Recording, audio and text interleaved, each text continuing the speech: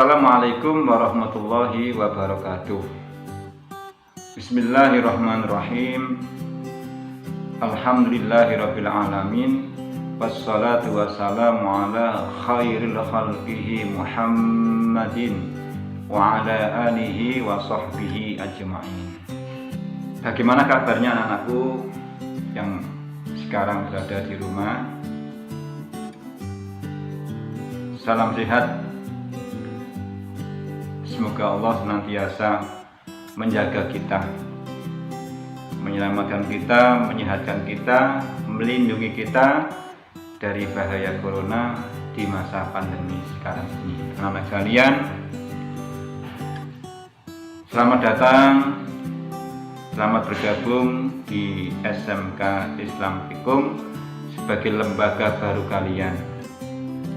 Sebelum kalian mengikuti kegiatan proses belajar mengajar, baik nanti online atau offline yang diselenggarakan sekolah, kalian dipersyaratkan untuk mengikuti terlebih dahulu, yaitu kegiatan masa pengenalan lingkungan sekolah atau MPLS, dengan harapan agar kalian menjadi aman, nyaman, kerasan dengan program keahlian yang kalian pilih di SMK Islam Fikum.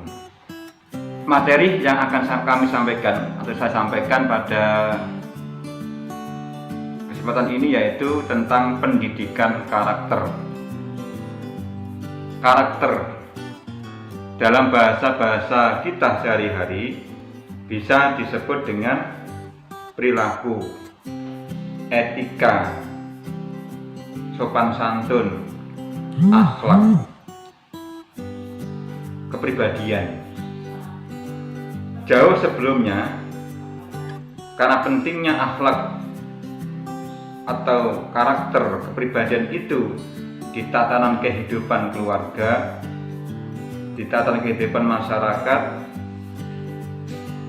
di tatanan kehidupan berbangsa dan bernegara, maka Rasulullah SAW mengingatkan kepada kita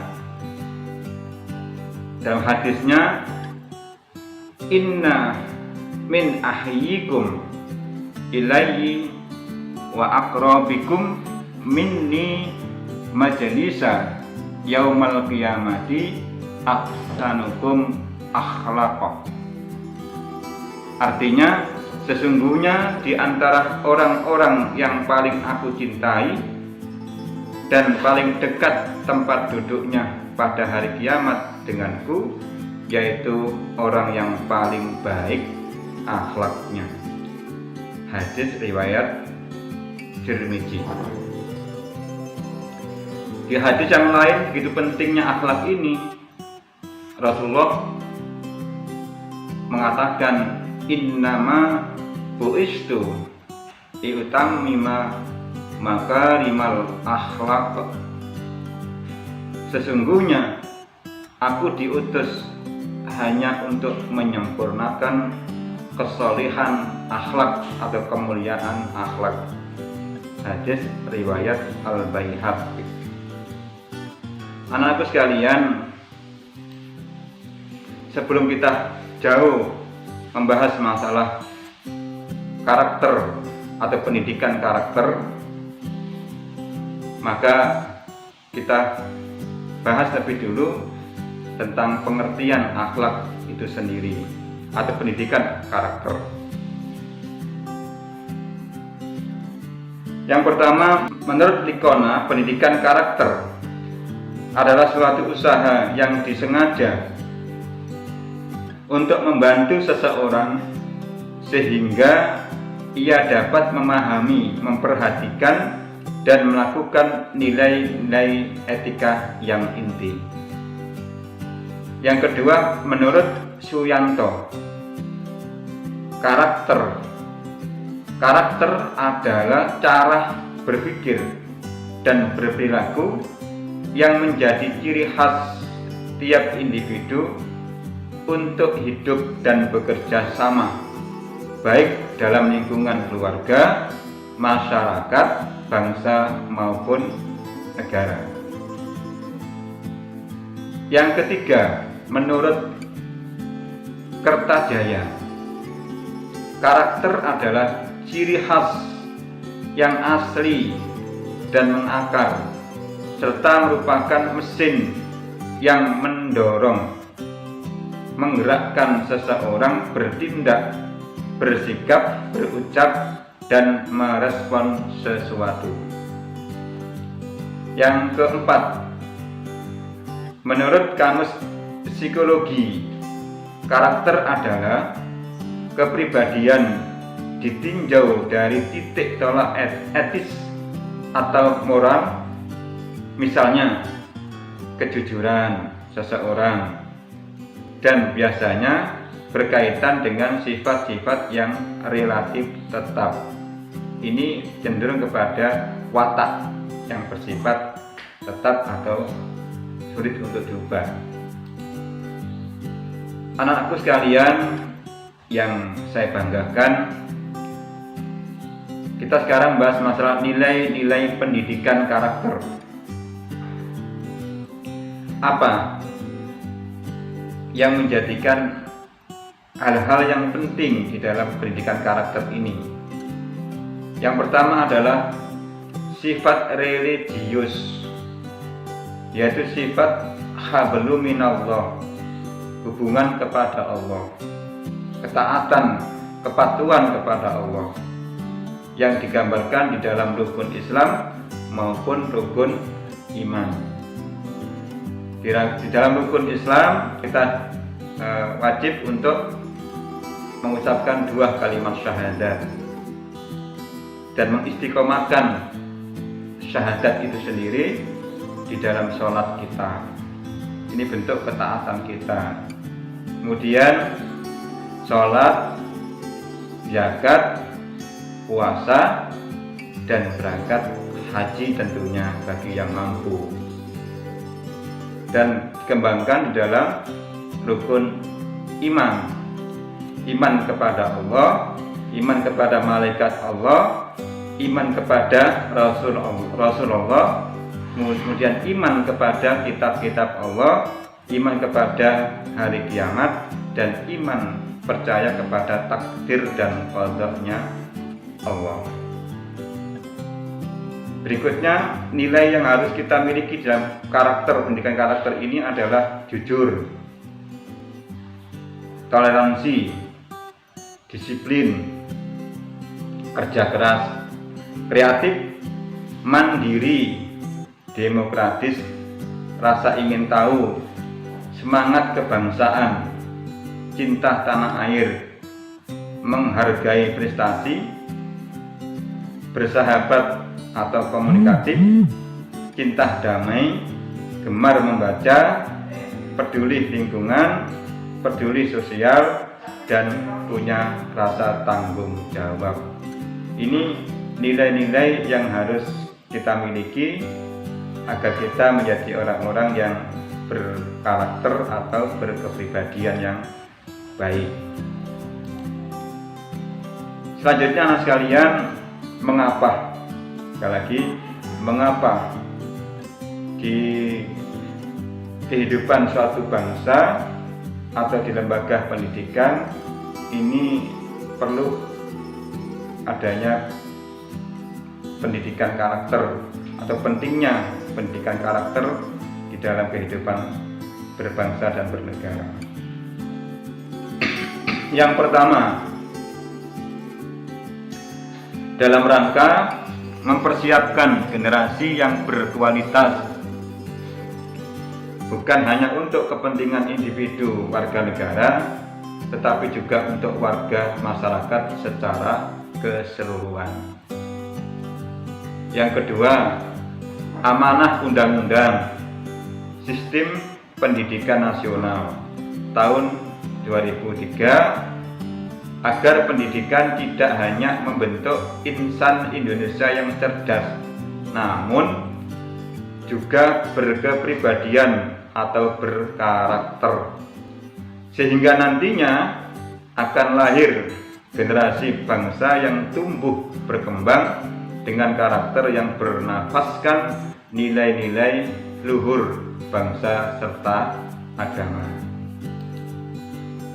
Tentu yang ketiga sekalian, latar belakang pentingnya pendidikan karakter akhlak dalam suatu bangsa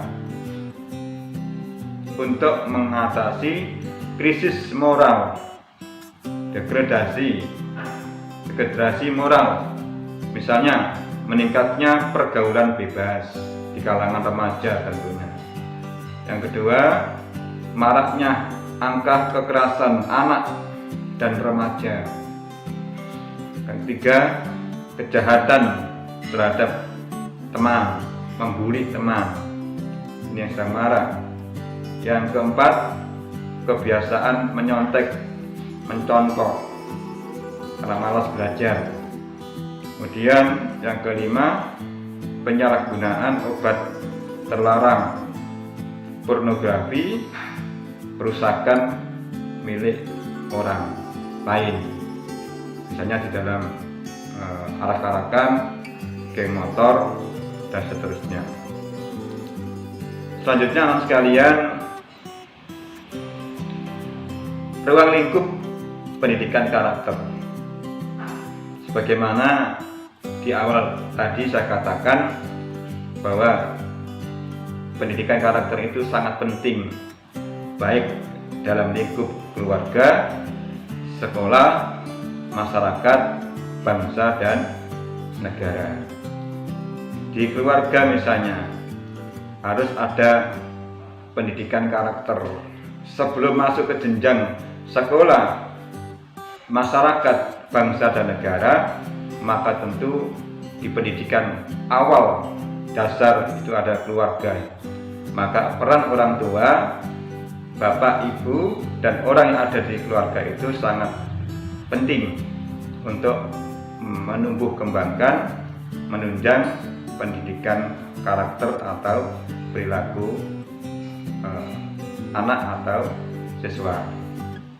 Entah itu dengan pembiasaan salam sebelum masuk rumah, kemudian pembiasaan tentang berjabat tangan dengan mencium tangan orang tua, berbahasa yang santun. Kalau tidak bisa pakai bahasa Jawa yang halus, ya minimal dengan bahasa Indonesia. Jangan sampai dengan bahasa-bahasa yang kurang sopan. Dan seterusnya, pendidikan sholat ini harus dikenalkan oleh orang tua. Mengaji ini harus benar-benar didorong, termasuk menjaga sopan santun kepada orang lain, khususnya kepada orang yang lebih dewasa. Ini harus sudah ditanamkan, diberikan di kalangan keluarga. Anak sekalian, di sekolah pun demikian. Di sekolah tentunya ada pendidikan akhlak atau pendidikan moral Pancasila. Yang sekarang ada PPKN Pancasila. Ada pendidikan budi pekerti. Ini juga diberikan di sekolah. Masyarakat, tentu masyarakat juga harus ikut andil, berperan di dalam pendidikan akhlak yang ada, pendidikan karakter yang ada di kalangan remaja, bangsa, dan negara. Kita masuk di dalam pemerintahan, birokrasi, maka juga ada yang namanya pendidikan bela negara, dan seterusnya. Ini juga ada pendidikan karakter. Intinya pendidikan karakter ini berlaku untuk semua level, semua lingkup yang ada di sini. Selanjutnya anak sekalian, metode khusus pendidikan karakter. Pendidikan karakter ini dilaksanakan dengan metode keteladanan. Kalau di tokoh pendidikan Ki Hajar Dewantara ada istilah ing ngarsa sung tulodo. Di depan harus memberikan contoh yang baik. Jadi kita orang yang dewasa, khususnya orang tua atau guru, memberikan contoh lebih awal, lebih dulu kepada murid siswanya. Kalau orang tua tentu memberikan contoh terlebih dahulu berperilaku yang baik, yang sopan kepada anak-anaknya. Tentu contoh ini adalah seperti buah akan jatuh tidak jauh dari pohonnya. Jadi ini adalah keteladanan. Contoh harus diberikan lebih dulu pada orang yang lebih dewasa, kepada orang tua atau guru, kepada anak didiknya. Yang kedua, metode pembiasaan harus dilatih secara istiqomah, rutin, ajak, insya Allah dengan biasa akan menjadi bisa. Bisa ala biasa. Kalau kita sering berbuat baik, insya Allah akan menjadi kebiasaan yang baik pula. Selanjutnya anak sekalian, metode pujian dan hukuman. Tentu kita memberikan reward, penghargaan, pujian, motivasi kepada anak-anak atau pada orang-orang yang menjadikan tanggung jawab kita. Jika berbuat baik, tentu ada reward, ada pujian, ada penghargaan, minimal dengan ucapan bagus, kalian sudah berbuat bagus baik, atau paling tidak memberikan kalimat-kalimat atau dengan isyarat-isyarat yang menyenangkan, karena anak itu atau siswa itu telah berbuat baik. Hukuman bukan berarti hukuman yang menyakitkan. Minimal hukuman ini atau sanksi ini digunakan untuk shock terapi agar kesalahan itu tidak diulang dan bisa berubah yang lebih baik lagi. Anak-anakku sekalian yang luar biasa, yang hebat dan saya banggakan, saya tunjukkan beberapa contoh perilaku yang patut dicontoh dan perilaku yang tidak patut dicontoh. Tentu nanti kembangkan sendiri, yang baik apa, yang tidak baik apa. Ini sekedar contoh saja. Perilaku yang patut dicontoh. Di sini ada tim petugas pengibar bendera. Tentu di setiap sekolah itu ada tim petugas upacara bendera setiap hari Senin. Nah, kebetulan di lembaga kita SMK Islam Teguh ini setiap tahun dipercaya, hampir setiap tahun dipercaya oleh kecamatan untuk menjadi petugas pengibar bendera ketika ada upacara di tingkat kecamatan sebelum ada pandemi. Nah, ini adalah bentuk penghormatan juga bagi lembaga SMK Islam Teguh. Mudah-mudahan kalian nanti, mudah-mudahan pandemi segera sirna, bisa melaksanakan kegiatan belajar normal kembali, bisa tatap muka kembali, dan kalian termasuk diantaranya menjadi satu bagian petugas pengibar bendera baik di tingkat kecamatan maupun di tingkat kabupaten, syukur sampai pada provinsi dan nasional. Selanjutnya sekalian, perilaku yang patut dicontoh lagi yaitu ini tim kerja yang solid. Ini bisa digambarkan oleh anak-anak otomotif. Nah, tadi ada modifikasi, ada inovasi dari kendaraan yang dibikin sedemikian rupa sehingga menjadi sesuatu yang luar biasa. Ini tentunya khususnya bagi anak-anakku yang masuk di teknik sepeda motor, harus punya jiwa inovasi, kreatif. Ini namanya teknik bisnis sepeda motor. Tidak hanya sekedar menjual, memasarkan, tapi juga membuat sesuatu yang kurang baik menjadi baik, yang tidak bermanfaat menjadi lebih manfaat, yang belum inovatif menjadi inovatif, pembaharuan. Ini tugas daripada nanti lulusan teknik bisnis sepeda motor. Selanjutnya anak sekalian, perilaku lagi yang patut dicontoh. Ini adalah kegiatan ekstrakurikuler yang ada di sekolah. Ini di masjid sekolah ada kegiatan membaca Al-Quran atau semaan bersama-sama. Ini untuk dalam rangka mengimbangi di pendidikan umum, ini harus dengan pendidikan keagamaan untuk mendekatkan diri kita kepada Allah lewat Al-Quran.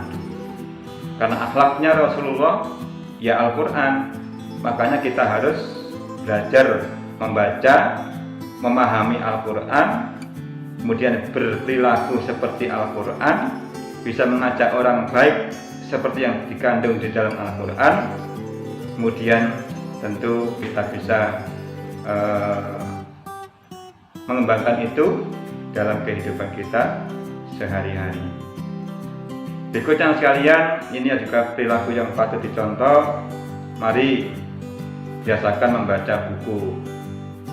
Nanti kalau kamu sudah masuk di SMK Islam Tekum, SMK Tekum mempunyai perpustakaan yang luar biasa, yang luas di tingkat 2 di depan masjid itu disiapkan untuk kalian semuanya. Di waktu senggang, di waktu istirahat, dengan santai bisa masuk di perpustakaan, ambil, bisa ada buku yang sifatnya pelajaran, ada yang sifatnya umum, tersedia ada di perpustakaan sekolah. Buku adalah jendela dunia. Kalau kamu sering membaca buku, maka dapat ilmu yang banyak dan dapat melihat isi dunia dari buku ini. Dibiasakan sering membaca buku. Selanjutnya sekalian, ini adalah perilaku juga yang patut dicontoh. Jiwa jawara, orang-orang yang punya jiwa kompetisi, semangat untuk menjadi punya prestasi. Nanti di SMK Islam Tekum setiap tahun itu mengikuti kegiatan namanya lomba kompetensi siswa. Di setiap program keahlian, di akuntansi ada lomba kompetensi akuntansi, di pemasaran ada, di multimedia ada, di perkantoran ada, di teknik sepeda motor pun ada, semua ada. Makanya tolong siapkan belajar yang banyak, berlatih yang banyak, sehingga kalian di antara kalian nanti ada yang mewakili kelas kalian, program kalian untuk dikirim di tingkat Jawa Timur untuk bisa mengikuti kegiatan lomba kompetensi siswa. Mudah-mudahan menjadi juara. Okay. Selanjutnya sekalian, ini ada tim drum band. Kalau di SMK Tekum ini dalam perumusan pengembangan, tapi juga ada tim namanya Paskibra atau dalam tim PBB. Jadi ada tim Paskibra, ada tim PBB yang nanti juga ada dilatih pembina khusus di sini. Dan di Paskibra ini, di latihan ini sudah sering menyabet juara dan mendapatkan piala yang banyak di sekolah. Ini anak sekalian, pembiasaan baik, perilaku yang patut dicontoh. Ini ada pembiasaan orang Jepang. Orang Jepang yang patut kita contoh juga. Orang Jepang itu orang banyak yang sukses dari semangatnya, kerja kerasnya. Di mana saja dia berada, kapan saja, ketika longgar, bahkan di atas kendaraan pun dia tetap membaca buku. Buku menjadikan sesuatu yang biasa dipegang dan dibaca. Ya, ini adalah orang-orang Jepang. Makanya kalau kita ingin pintar, ingin cerdas, ingin menguasai dan mempunyai wawasan yang luas tentang dunia, maka ilmu, banyak membaca. Ya, kalau ingin tahu wawasan tentang keagamaan, baca. Ini juga perlu kita kembangkan itu. Selanjutnya sekalian, perilaku yang tidak patut dicontoh. Ini tentunya jangan sampai ditiru. Ini saya berikan gambaran saja kebiasaan yang kurang baik. Contoh, mencontek. Kebiasaan mencontek ketika ada ujian. Dua, nah ini hanya sekedar apa itu strategi saja, terapi saja, biar tidak mencontoh, maka kanan dan kirinya diberi kardus atau kertas tebal biar fokus pada ujiannya masing-masing. Nanti bisa juga nanti diterapkan di SMK Praktikum kalau sampai terjadi seperti ini. Dan ingat, setiap ujian itu biasanya HP. Kalau zaman sekarang kan pakai Mbah Google itu kalau mencontoh. Kalau besok di SMK Praktikum sebelum ujian biasanya HP itu dikumpulkan di depan sehingga tidak bisa mencontoh lewat Mbah Google atau HP itu. Nanti kalau sampai dengan HP tidak teratasi, kok tetap ada yang mencontoh, ya nanti akan diberlakukan seperti ini. Ditutup kanan kirinya, hanya bisa melihat lembar jawabannya saja sendiri. Ini. Berikutnya sekalian, kebiasaan merokok. Ini biasanya bukan sekolah yang mengajarkan ini, tapi ini karena kebiasaan yang sudah dilakukan di rumah atau di kampung, di pergaulan. Hingga ini jangan sampai diteruskan di lembaga SMK Praktikum, karena di sekolah sudah ada aturan tata tertib tidak boleh merokok di dalam atau di lingkungan sekolah dalam radius 3 km atau 5 km sampai 5 km tidak boleh melihat siswanya ini merokok. Ini jiwa, tentunya menunjukkan karakter yang tidak baik. Selama ini pelajar, jiwanya namanya pelajar, tidak boleh belum diperbolehkan untuk membiasakan merokok. Berikutnya yang kurang baik juga, ini tapi untuk beberapa tahun terakhir sudah lewat online. Ini dulu pernah terjadi juga, tidak hanya tidak berlaku pada umumnya di lembaga-lembaga SMA, SMP. Ini setelah lulus terus arak-arakan di jalan dengan pakai pilok. Jadi baju yang baik itu dipilok. Ini alangkah indahnya, alangkah baiknya kalau baju yang masih baik itu dicuci, disetrika, disedekahkan kepada orang yang lebih membutuhkan. Itu akan lebih bermanfaat. As-shadaqatu tatfa'ul bala. Sedekah itu dapat menjauhkan bala atau dapat menghindarkan bala musibah kita. Berikutnya sekalian, perilaku yang tidak patut dicontoh lagi yaitu malas-malesan, pengangguran, nongkrong-nongkrong yang tidak jelas tujuannya. Ini bukan jiwa pemuda yang produktif. Kalau seperti ini menunjukkan masa depannya nanti yang kurang baik tentunya. Jadi harus punya semangat kerja keras untuk masa depannya sendiri. Apalagi masih muda-muda, masih kuat ototnya, cerdas pikirannya, terus menjadi pengemis atau peminta-peminta seperti ini, baik seperti ini atau di perempatan dan seterusnya. Ini kurang produktif dan kurang sesuai dengan usia, yang kecuali orang yang sudah tua renta. Nah, ini kan masih produktif. Oleh karena itu pernah dikatakan oleh Bob Sadino, ini tokoh pengusaha sukses, miliarder, tapi tentunya bukan langsung serta-merta langsung sukses. Ini melalang buana, tentunya pernah gagal di dalam usahanya. Bob Sadino mengatakan, kalau mau terus jadi pengangguran, makan saja gengsimu. Artinya untuk merintis usaha yang menjadi sukses, jangan malu. Jadi jangan gengsi, ya, gengsi. Nih, sedang terjadi revolusi moral dan budaya. Mengapa terjadi revolusi moral dan budaya? Ini karena pertumbuhan penduduk yang pesat, seperti China, seperti Indonesia, India.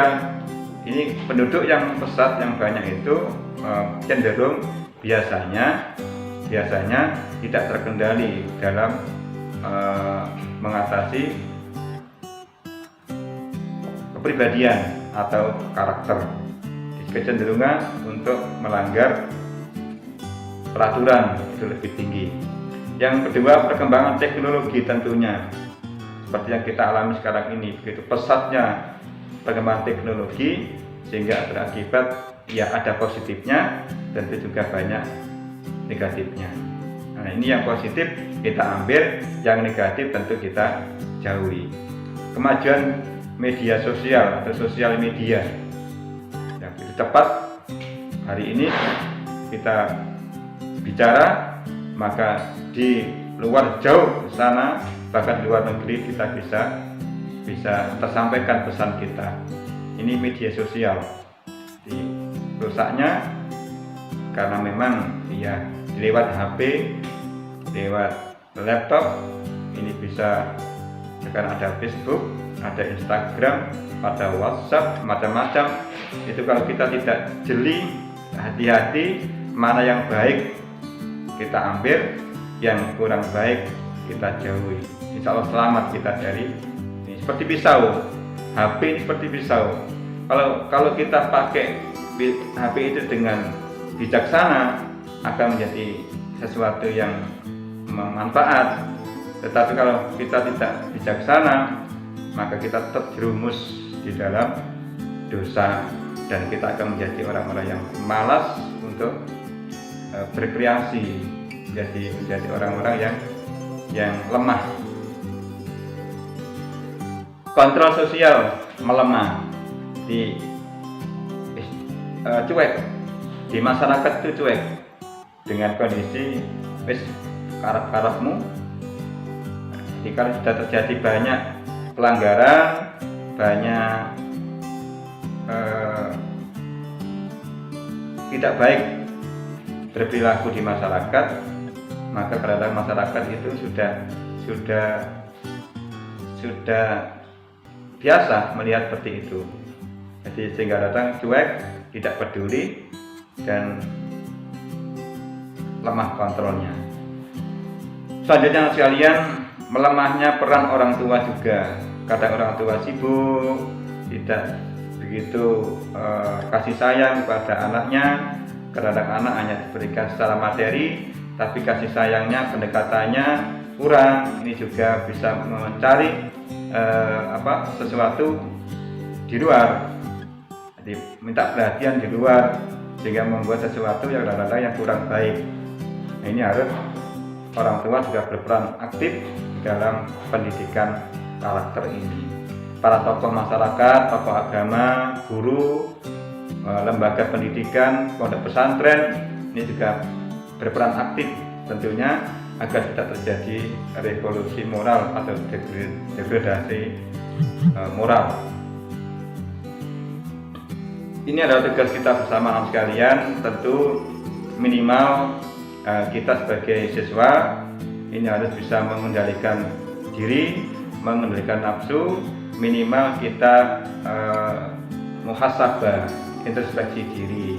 Jadi berusaha maksimal untuk menjadi figur pribadi yang baik, sehingga menjadi anak-anak yang dibanggakan orang tua, dibanggakan guru, menjadikan figur yang bisa membuat masyarakat itu aman, nyaman, senang dengan kalian.